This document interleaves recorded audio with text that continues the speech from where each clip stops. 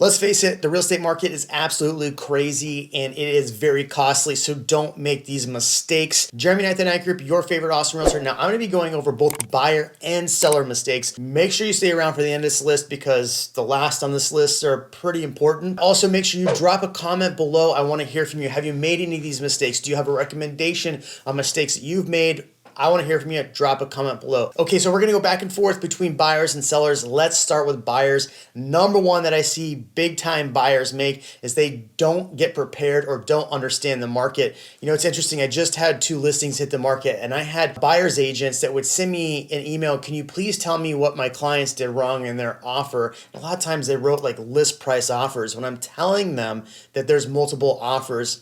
And a lot of times these buyers agents are asking me like, hey, just so I can help give my buyer information so they understand the market, can you please tell me how many offers you've had? Can you please tell me all of this information? Because my clients aren't ready. I hear this over and over and over again.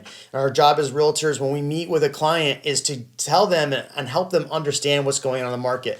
Look, right now, especially, you're seeing a lot of over list price offers. It's not that easy. And I think a lot of people think that the prices in Austin specifically are lower than they are. They're not. Just because the median is $550 in the Austin area doesn't mean that you can actually buy a really nice house for $550. It's not as easy as it looks. So prepare yourself, get with a good agent, get with a good lender, and really understand the market and what the costs are. Sellers, you're up next. This is a big mistake that I see a lot of sellers make is they just assume it's going to sell in this crazy market. So they'll either price it really high or they won't do all the things to get the home ready, right? Deferred maintenance.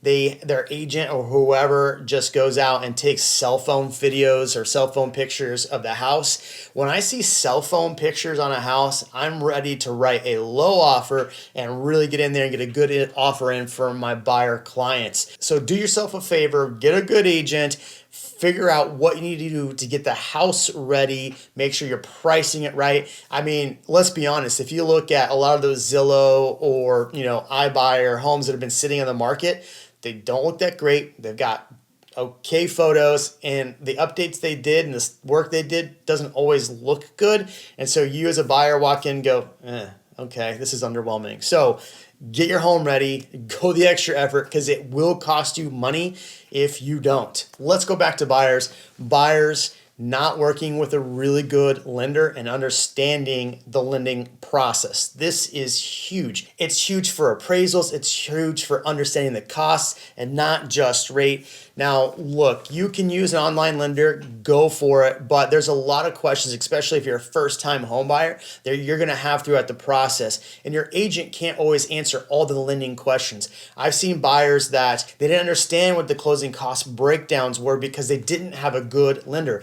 The other thing about not having a good lender is not using good appraisers. Now, look, I've seen lenders that'll do a really cheap appraisal and you're getting a lower cost because you think you're getting a better deal using this type of lender. Yet what happens is that they use not the best appraiser pool. And now look, you're writing an offer well over list price, right? Sometimes you're writing an offer saying that you'll make up any appraisal gaps. And then that appraisal comes in, you write a crazy over list price offer, and then you have to make up $30, $50, $100,000 difference because you got a low appraisal. So make sure you understand the process. Make sure you hire a good lender who's going to be there for you because it could make the difference between paying a lot of money out of pocket and not paying a lot of money out of pocket, and you just looked at rate. So definitely just don't go by rate. Look, trust me, I'm in the middle of buying properties as an investor, and my rates are not as cheap as they used to be. So I understand how important it is to look at rate, but it is a difference between also getting the home and not getting the home. And the other thing is closing on time. If you don't close on time in the state of Texas, really the seller could pull the property and put it back on the market. Okay, sellers, this next one's actually a pretty big one. And I understand why a lot of sellers are doing this. They want to save time, money, and energy. And they don't want to do all the things I said for the last one for sellers, but selling to iBuyers. Now, look, you can sell to, not even to Zillow anymore. They're out of business because it's not a good business model, but you can sell to any one of these other iBuyer programs. The challenge you run into is you have to look at the fees. Now, I'm doing an interview this week with somebody who was going to go through the iBuyer process, and they actually broke down the numbers. Even paying realtor fees, they were actually going to make a heck of a lot more money using a realtor versus going iBuyer. So now that's not always the case. If you are going to do iBuyer, I would try to get different valuations from quite a few people and definitely understand the closing costs, because in the scenario we're going to talk about with this person I'm doing an interview, what they wanted for repairs was astronomical, and had they just put on the market, maybe not have had to pay those fees, which they did. They went with a realtor instead. So understand that. I'm not saying you have to use a realtor, but I'm just saying make sure you know what you're getting yourself into. This next one for buyers is one I'm starting to see a lot,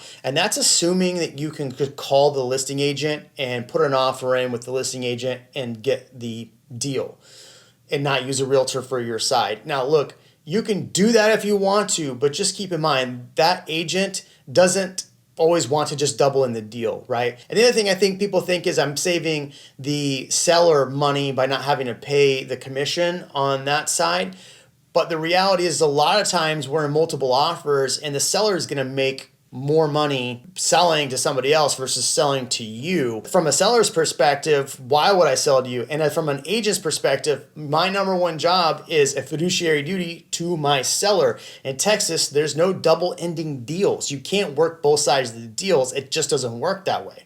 So if you think you could just call the listing agent and write an offer, maybe right now is not the market. You probably could have done that in 18, 17, 19, but this year, 2022, you're going to be wasting your time. And if you write some offer, just assuming you're saving the other side a few bucks, it might not work in your favor. So definitely don't do that. Okay, back to sellers. This one's pretty interesting, and that's not waiting the weekend. So typically most agents like myself will put a home on Thursday, we'll do showings through Sunday, and typically set a best and final for Monday in this market.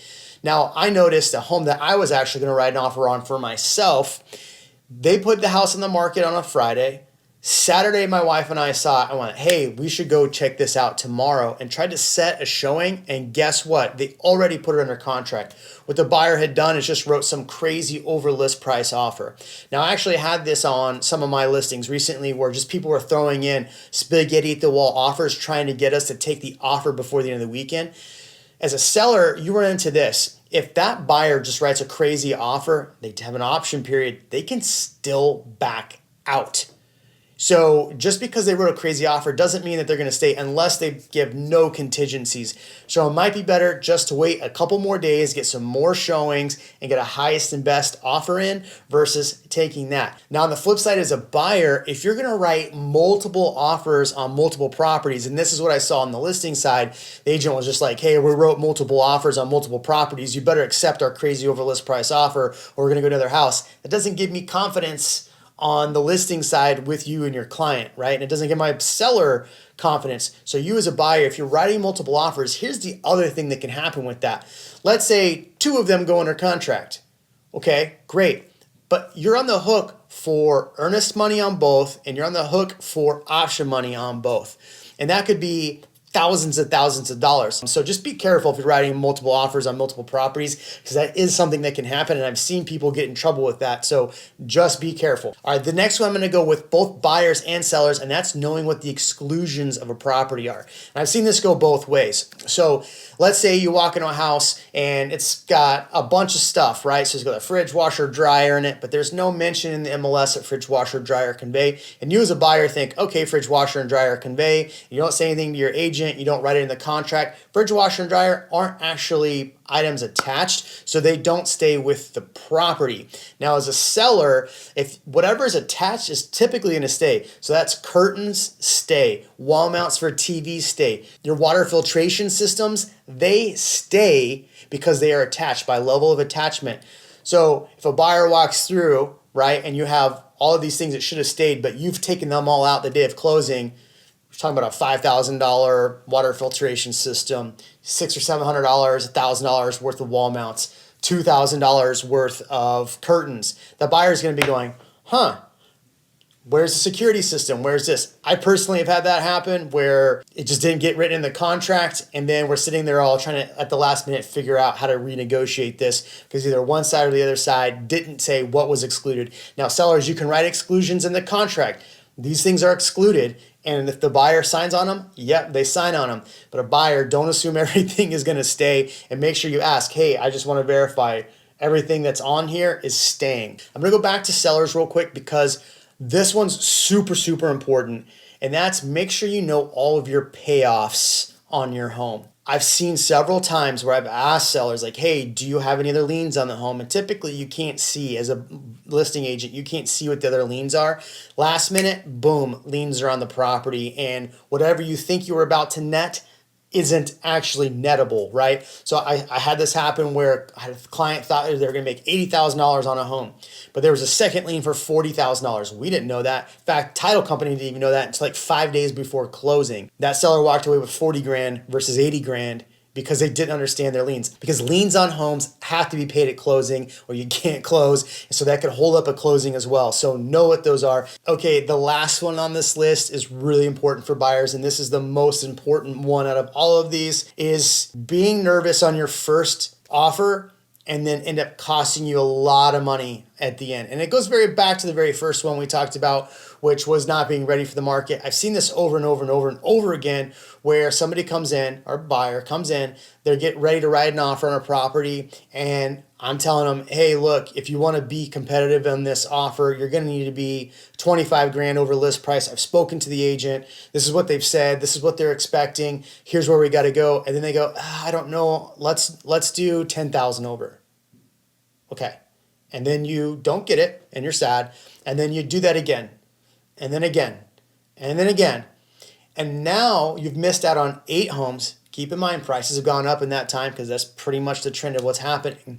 Or you're waiting for the market to crash, which that's a whole nother video. What happens is now you're getting desperate. You've written 8 offers, and now you're listening, and now you go, okay, I'm gonna write $150,000 over list price just to get this deal. And that's what I'm seeing a lot of times happen in this market. That's why I said there was offers up to 25 grand over, and then somebody, Leroy Jenkins, comes in and writes $100,000 over list price because they're desperate. Now they're desperate, and that's cost you a lot of money when you could have had that home for a much lower price. I've seen it happen in every price point, not just low price points. I had a client that was looking at around the 950 price point. We told him, hey, you got to be right at $1 million to get in on this property. We were ready to go. They got nervous, didn't write that offer. In fact, they did, but they wrote it 25 grand less, didn't get it, wrote multiple offers later, and then we ended up buying them a house for almost $1.1 million. They could have done it a lot sooner at that 950, $100,000 less at that point. So buyers, this will cost you money. Definitely get prepared. Definitely understand the market. Definitely listen to your lender and your agent. Formulate a good plan because it could cost you a lot of money if you don't listen to these things, or if you do these things that I said not to do. Jeremy Nathan Knight Group, what do you think? Drop a comment below. I want to hear from you. We'll catch you in the next video.